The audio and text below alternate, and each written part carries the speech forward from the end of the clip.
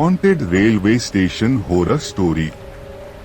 हम लोग जब भी गूगल में सुपरनेचुरल गतिविधियों को सर्च करते हैं तो इसमें भारत के किस्से कहानियां सबसे ज्यादा मिलती हैं। ऐसा क्यों?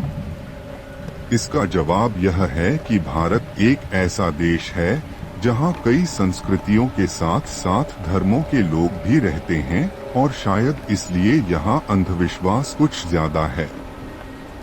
भारत में कई प्रकार की भूतों की कहानियां सुनने और पढ़ने को मिलती रहती हैं, चाहे वो राजस्थान का भानगढ़ किला हो या फिर झारखंड के पतरातू में स्थित पिठौरिया गांव में 2 शताब्दी पुराना राजा जगतपाल सिंह का किला क्यों न हो। भारत के पश्चिमी बंगाल के पुरुलिया जिले की है, जिसमें एक बेगुंकोदोर नामक रेलवे स्टेशन है। बताया जाता है कि पिछले कई सालों से यहाँ कोई ट्रेन नहीं रुकी है।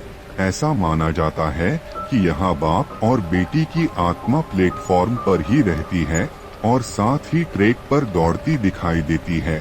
इसलिए यह रेलवे स्टेशन पिछले कई सालों से बंद पड़ा हुआ है। विष्णु एक गांव का रहने वाला है और मुंबई में एक जॉब करता है। जब उसे 6 महीने बाद छुट्टी मिलती तो वह अपने गांव जरूर जाता था, जिसका गांव केरल में था। उसे गांव के पास बने रेलवे स्टेशन के बारे में पता था और वह इसी कारण दिन में ही अपने गांव में पहुंच जाता था। एक दिन अचानक उसे ऑफिस के काम से केरल जाना था और उसकी रात को ही 8 बजे की ट्रेन थी।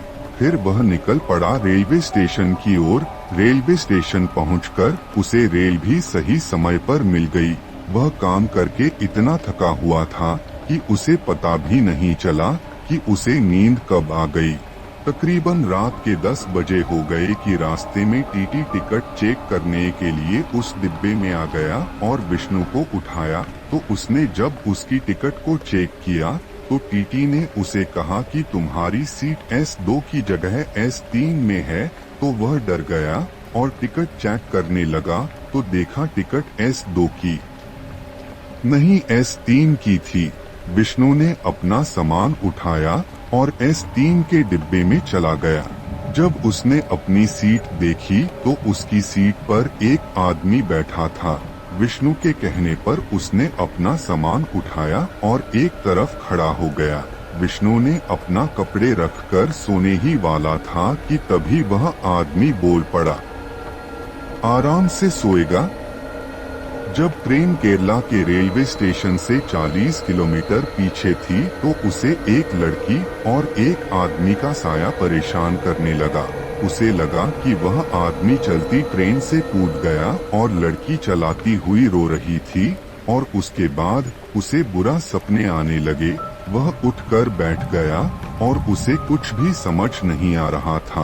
कुछ समय बाद जब रेल स्टेशन पर पहुंची तो उसे एक अनाउंसमेंट में लड़की बोलती हुई सुनाई दी तो उसकी जान में जान आ गई। उसके बाद वह ट्रेन से उतर गया। जब रेल स्टेशन से निकल गई तो वह उसे दूर तक देखता रहा। उसके बाद सभी यात्री अपने अपने घरों में चले गए और वह अकेला ही रेलवे स्टेशन पर रह गया। धीरे धीरे वहाँ सन्नाटा छाने लगा और उसे 2 आदमी आते हुए दिखाई देने लगे। जब वह रोशनी के सामने आया तो उसमें से एक औरत और एक बूढ़ा आदमी था। उसके बाद वह वहाँ से निकलना ही बेहतर समझा था। रात का 1 बजे हुआ था, जिस कारण उसे कोई भी साधन नहीं मिल रहा था तो उसने अपने गांव को पैदल जाना ही बेहतर समझा और वह निकल पड़ा पैदल अपने गांव की। और उसे लगा कि कोई उसका पीछा कर रहा है। जब उसने पीछे मुड़कर देखा तो रेलवे स्टेशन वाले लड़की और बूढ़ा आदमी पीछा कर रहे थे। वह तेजी से जाने लगा। वह आदमी एकदम से उसके सामने आ गया और बोलने लगा, आराम से सोए थे क्या? और उसके बाद वह लड़की भी आ गई और कहने लगी, तुम लोगों ने मुझे और मेरे पिता को भी मार दिया था। मैं तुम लोगों को मार कर ही रुकूंगा।